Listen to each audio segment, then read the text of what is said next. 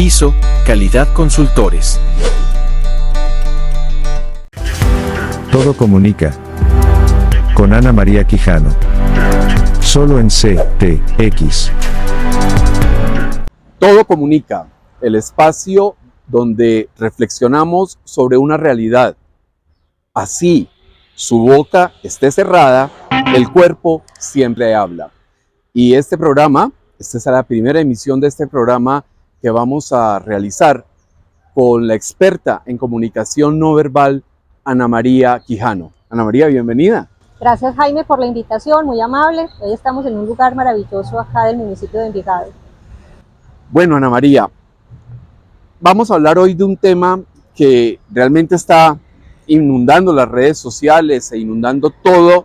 Tiene la gente con muchos cuestionamientos, con mucha intriga, y tiene que ver con el lápiz de Gustavo Petro, ese lápiz que utiliza en todas sus alocuciones, en todas sus intervenciones, y que según conversábamos, el uso de ese lápiz ha ido evolucionando hasta llegar a unos niveles que ya son francamente preocupantes. ¿De qué se trata, Ana María?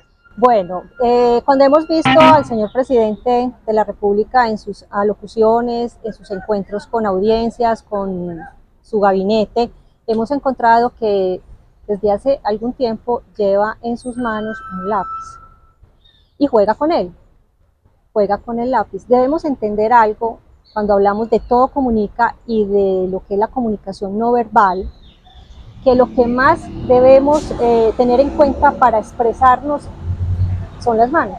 O sea, lo primero que cuando iniciamos un contacto, pues empezamos a mirar las manos de la otra persona o de la audiencia, dónde las tienen, si las tienen escondidas, si las tienen dentro de los bolsillos o si las muestran. Adelante, atrás. O aquí atrás, o en los bolsillos escondiendo todos los dedos. O jarritas estilo poder. Jarras, pero hay jarras así. Y hay dos maneras de las jarras, así, así. Pero mostrar las manos es lo que indica confianza, el acercamiento. Mire, yo estoy aquí, no oculto nada. Entonces es lo primero que uno, fuera del rostro y todo lo que transmite la cara de las personas. El hecho es que en él se hace muy recurrente y ya se puede volver una adicción, y lo es. Otra. Se puede volver una adicción el uso de ese instrumento, en este caso el lápiz. Como orador, en muchas ocasiones cuando vamos a dar una conferencia, estamos ante un público, una audiencia, 2 o 3 personas, o 10 o 100, o en un gran salón, uno se preocupa mucho para prepararse para intervenir ante una audiencia. Y uno dice, camino, no camino, ¿qué hago? Porque los nervios están ahí. La tensión porque uno no sabe cómo va a reaccionar la audiencia. Uno a veces se vuelve torpe caminando cuando tiene que presentarse ante una gran audiencia. Claro que sí. El hecho de pararse e ir hasta el sitio donde se comienza la exposición, eso es un viacrucis, un martirio. No, uno lo piensa mucho, dura una eternidad y son unos escasos segundos. Ajá. Y el hecho es que uno piensa cómo me va a recibir y cómo me va a ver esa audiencia. Y yo, mi cuerpo, ¿qué? Uno puede cerrar la boca, pero el cuerpo sigue hablando. De cualquier manera, así tenga los brazos escondidos, así haga lo que sea. Eso está comunicando. Eso comunica. Claro. El silencio comunica. Una ausencia de algo también comunica. Entonces, lo primero que vemos son las manos, cómo las pone, dónde las pone, si las muestra o no las muestra, si las mantiene así cruzadas. Los brazos, también depende de cómo los cruce uno, pero en él es recurrente encontrarle ese lápiz, es como una extensión de su mano, es como algo que quiere tener para jugar, para tener como algo en que soportarse. Como un catalizador de los nervios. De la tensión, puede ser de los nervios, puede ser que está incómodo, que está molesto en ese momento. Hace un año más o menos estuvo en España, y en una rueda de prensa con Pedro Sánchez, estuvo ahí con su atril, que tampoco le puede faltar. El atril tampoco le puede faltar porque necesita algo en que aferrarse. Ese es un elemento comunicacional, claro, muy importante, el atril. Sí. Y él necesita aferrarse a algo. Y tener como una barrera, como una división con el público. Es una distancia. Digamos que es como el burladero. Tal cual. En esos términos. Entonces él deja esa distancia con el público, con su audiencia, y en esa intervención que tuvo, en esa atención a medios que tuvo con el señor Pedro Sánchez, también lo tuvo. También tuvo el lápiz, y él iba muy bien, y estaba hablando de aquello cuando los países se sueltan del yugo. Pues nos liberaron del yugo feudal. Entonces, no creo que hoy haya defensores de ese tipo de yugos. Y lo dijo allá en España, aquellos países que se sueltan del yugo opresor de otros países. Entonces él iba muy bien y en un momento cogió el lápiz y empezó a darle vuelta, a bailar, y le daba al atril el golpe. Golpeaba el atril. En menos de 18 segundos golpeó el atril dándole vuelta al lápiz 9 veces. Para uno, ese momento, ese instante, esos segundos le indican a uno que algo cambió en él, en su discurso, en lo que estaba pensando que la gente iba a interpretar y lo que estaba diciendo en España sobre el yugo de otros países opresor. O sea que mostró como una especie de disonancia en ese momento entre lo que estaba pensando y lo que estaba expresando con sus labios.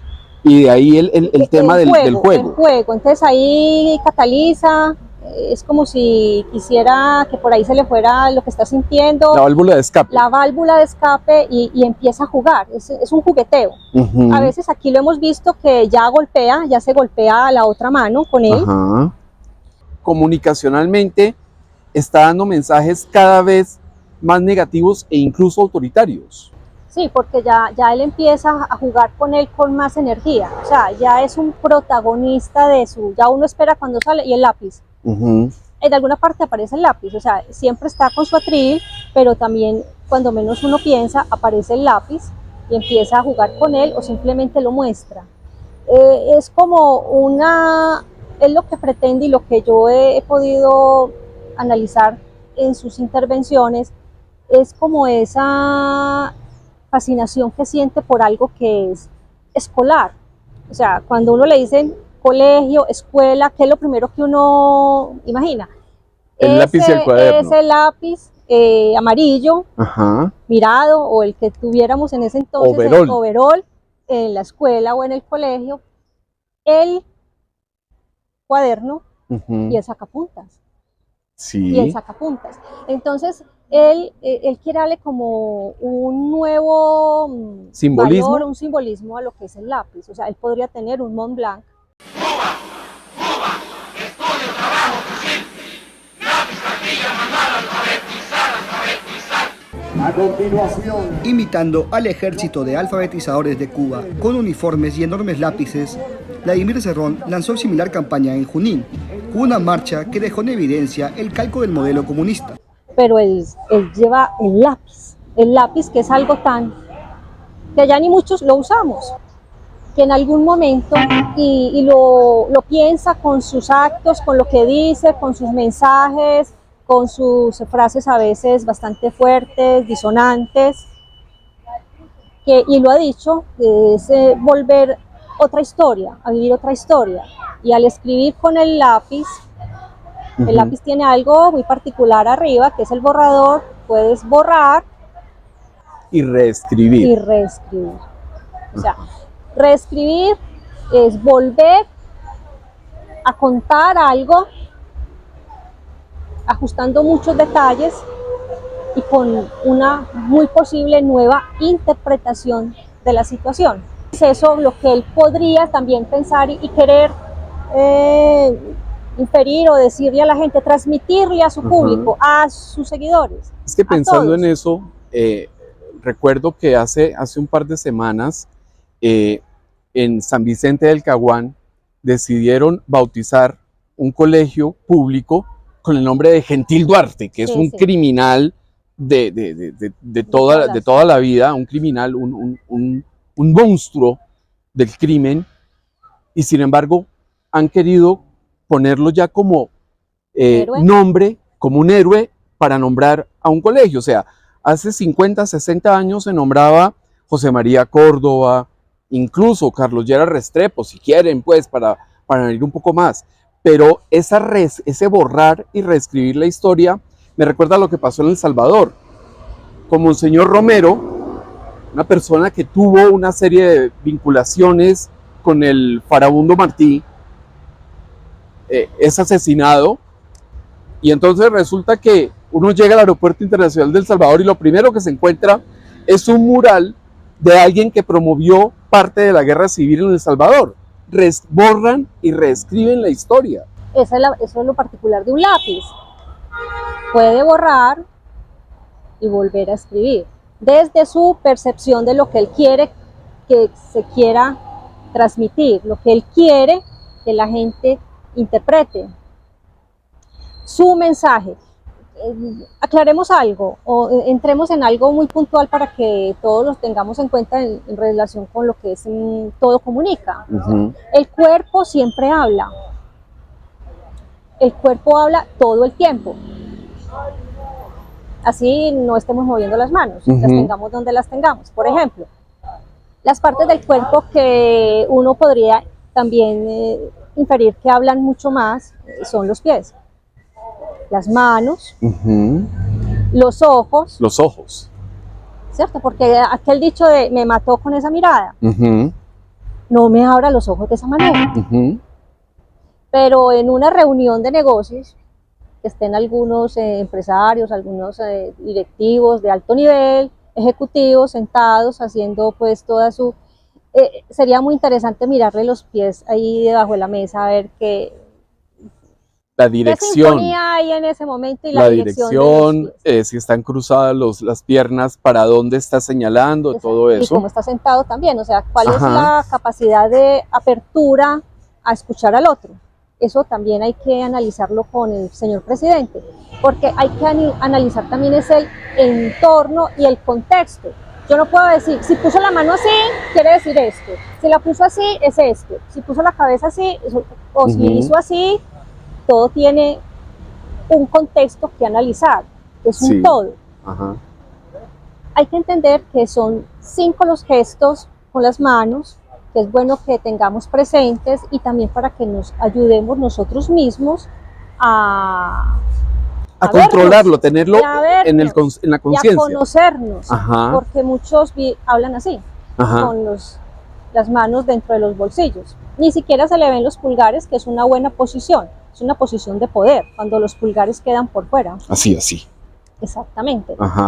Pero si está toda la mano, todas. Es algo diferente dentro del contexto que estemos analizando. Pero expliquemos eso, ¿qué significa tener la mano completa en el bolsillo? Es algo de que está algo oculta, pero con el contexto, ¿cierto? No es porque, a ver, nosotros no vivimos todo el tiempo analizando aquel puso la mano así, aquella persona la tiene así, y analizando a todo el mundo. Hay que ser muy prudente para eso. O sea, no puedo estar con los ojos abiertos de todo el... No, hay cosas que uno sí ve por ahí, entonces si generan una alerta, o cuando uno lee algo o ve alguna imagen de televisión. Nosotros hablamos con las manos, o sea, le queremos dar el énfasis, queremos llevarle la continuidad, como una música por allá, llevar esa armonía entre las palabras y las manos. Entonces uno podría hablar, pero quedarse así es realmente cortarle ese dinamismo y esa música que le digo yo de las manos cuando... La fluidez, las manos de alguna manera dan del mensaje entre la palabra y el gesto. Entonces están los emblemáticos, que son, ¿cierto? O el ok, o el... Pero cuidado con el ok que se hace también, en Estados Unidos, es muy válido, es muy válido, pero aquí en otros lugares no. Eso se presta para otra, tiene otras lecturas. Sí, claro. Los emblemáticos, los que estamos hablando, Los afectivos, entonces el abrazo, una caricia. El tacto es muy importante en un proceso de comunicación. Es todo un contexto. Aquí estamos hablando inicialmente de muchas cosas y me imagino que todos están preguntando qué es todo eso, pero una cosa lleva a lo otro y es ese mensaje que el cuerpo inmediatamente emite cuando hay un proceso comunicacional, cuando hay un encuentro, cuando hay una intervención, cuando estoy frente a un grupo de vendedores, cuando estoy frente a un grupo de directivos, cuando estoy con mi grupo de trabajo. Están los reguladores, ¿cierto? Por favor, espere, siga. Los adaptadores, y aquí entramos a lo que es el manejo de esos adminículos o de esos elementos a la hora de intervenir ante el lápiz de Petro público. Es parte de un... Es un gesto adaptador, o sea, yo podría estar aquí en este momento, si estoy nerviosa, si hay una tensión, si algo me molesta del entorno o algo me está volviendo en este momento la vida un cuadrito, entonces yo podría estar aquí jugando con el reloj, con la pulsera, jugando, muchos juegan con la argolla. O con el cabello, ¿no? Jugando con el cabello. Hombres y mujeres, porque hemos visto a Petro también, jugando con el cabello. Esta semana lo vi haciéndose su enredo acá en el cabello. Es eso, o jugar con la areta, sobre todo las mujeres, los hombres de pronto empezar a jugar con el cuello acá y la corbata. Sí, y el calor que da, entonces es como o jugar con la corbata o pasarse la mano por el rostro o empezar a rascarse la nariz. Eso tiene también otra connotación, pero bueno, esos son otros gestos que vamos. O tomar algo en la mano, tener algo en la mano como para descansar de esa tensión y depositar en ese objeto la tensión que siento, el miedo de enfrentarme a un público, porque obvio yo no sé con qué me van a salir en una pregunta, una respuesta, una interpelación, no sé cómo van a recibir el mensaje, así lo haya preparado muy bien. ISO, Calidad Consultores. Formación empresarial en comunicación no verbal y servicio al cliente. Nuestro proceso integral incluye la consultoría, el acompañamiento, la formación y las auditorías necesarias en sistemas de gestión de calidad. La experiencia y el prestigio son nuestra carta de presentación. Yo confieso que yo necesito para hacer radio ese regulador. Yo no puedo hacer radio sin un esfero en la mano.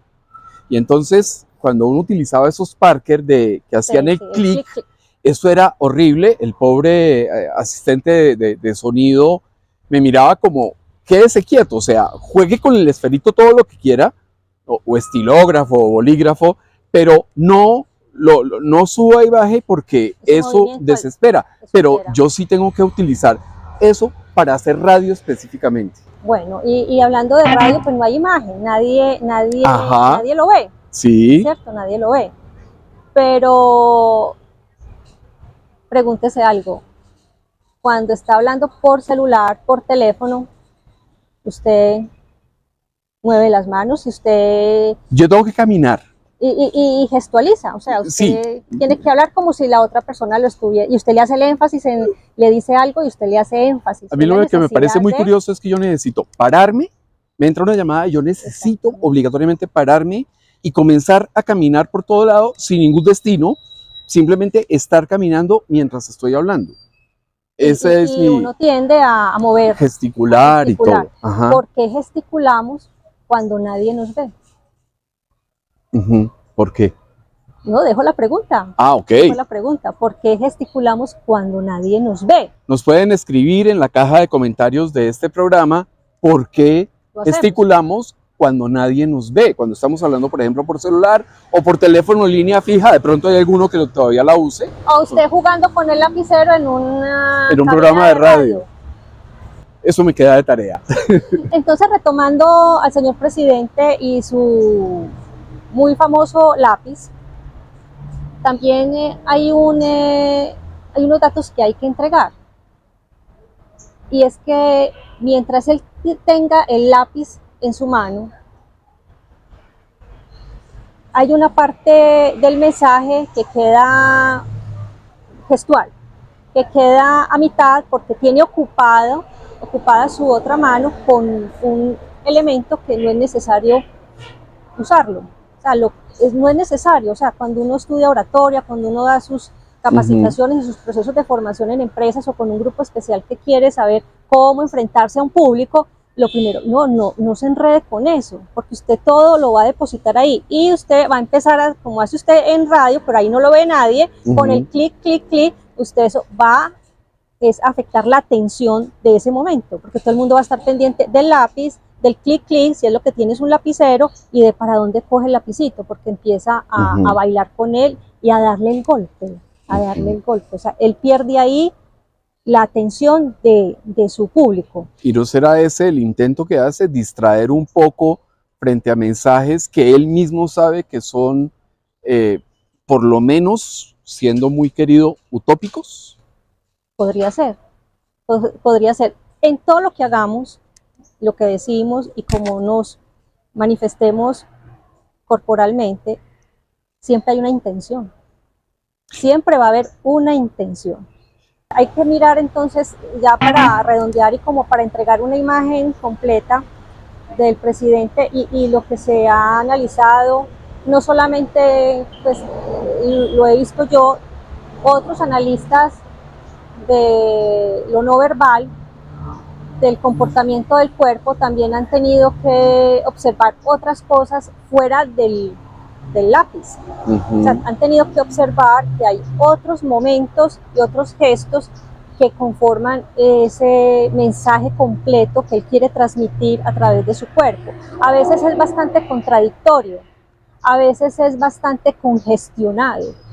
Cuando está con el lápiz, voltee o golpeando, como lo vimos hace poco, golpea, creo que fue en Palacio, golpeando fuertecito, es porque está muy congestionado, o sea, algo le molesta y esa molestia la tiene que sacar por algún lado. Entonces es muy fácil, atril, aferrado al atril, o sea, la barrera, sí.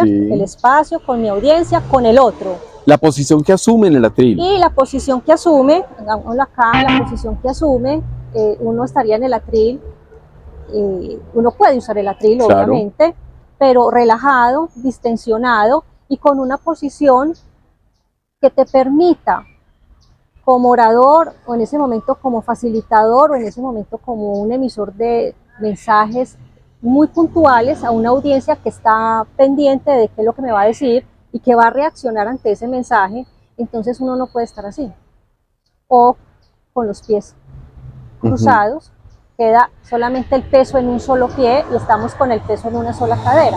Entonces, ¿por qué? Porque uno debe mantener una postura del cuerpo que se llama base, base con B pequeña, vertical, abierta, el cuerpo abierto, simétrica y estable, los pies estables. Parado en los dos pies. Pero no así, no con pies abiertos, sino que se sienta la posición cómoda, no reforzada ni que uno se canse al tener esa posición. ¿Qué hace esa posición base con B pequeña? Vertical, abierto el cuerpo, porque si estás así, estás cerrado a todo, estás cerrando a abrir. Y también en la expansión de territorialidad, el espacio que quiero generar como de grandeza, de estar aquí, de mi presencia. Entonces, el abierto,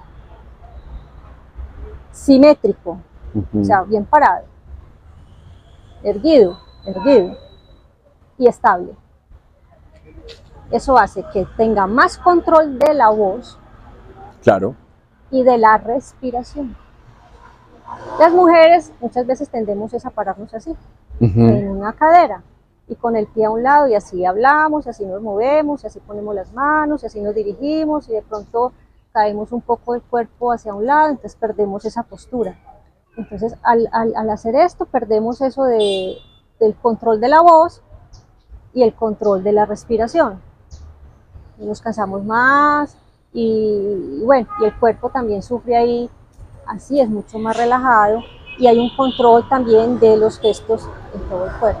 Entonces, que quede muy claro lo de, como una tarea para quienes nos ven, es los gestos adaptadores, los gestos reguladores, los ilustradores, los emblemáticos y los afectivos. Esos son los que nos cubren y los que debemos conocer de cada uno, porque cada uno tiene su estilo, su modo. Unos podemos hablar mucho más con el cuerpo que otros ser un poco más recatados. Y 7 emociones, las 7 emociones básicas que son universales que maneja el rostro, porque todo es complementario. No puedes mirar el cuerpo separado, sino que es todo el conjunto. La alegría, la tristeza, la sorpresa, la ira, el miedo, el asco y el desprecio. Son 7. Una sola tiene valencia positiva, es la alegría. Otra tiene valencia neutra, es la sorpresa. Las demás son de valencia negativa. Preguntémonos ahí entonces nuestro cuerpo cuando hacemos el asco o el desprecio, que es el gesto que nada más es hacia un lado de la cara. O abrimos los ojos demasiado. La sorpresa es la neutra, pero en la parte de lo negativo pensemos que son malas emociones negativas que la positiva o la neutra. Entonces eso también que lo vayamos conociendo. Muchas veces, no, yo no digo nada, pero cualquier microgesto y el cuerpo no miente. El cuerpo, por mucho que usted lo controle, el cuerpo no miente. En algún momento, alguna microexpresión de su rostro lo delata. Bueno, agradecemos a Ana María por haber compartido esta interesante exposición. Vamos a seguirla haciendo, Dios mediante, cada 8 días desde otra parte. ¿Otra parte qué es? Otra parte es la Casa Museo Fernando González, del maestro Fernando González, el filósofo envigadeño. Está, por supuesto, aquí en el municipio de Envigado. Es un BIC, es un bien de interés cultural del orden nacional. En este momento le están haciendo mantenimiento, pero está abierta, pueden venir, nos dicen que va a haber una exposición a partir de estos días. Entonces, bienvenidos, aquí también nos van a encontrar y muy rico que la audiencia nos participe, temas específicos, qué quieren saber y explicaciones de muchas cosas, porque el mundo de la comunicación no verbal es un mundo muy bonito, es algo muy interesante y hay unos expertos en el mundo muy minuciosos a la hora de leer el cuerpo. Y aquí tenemos en Envigado a una experta realmente de la comunicación no verbal. Leer el cuerpo, pero con prudencia. Una observación muy prudente, muy respetuosa, sin invadir al otro, sin invadir el cuerpo del otro. Bueno, y nos vemos entonces la próxima semana en Todo Comunica, porque así su boca esté cerrada, todo su cuerpo continúa hablando. CTX Colombia, una videorevista de Medellín, por Medellín y para Medellín. CTX, la contundencia de los hechos.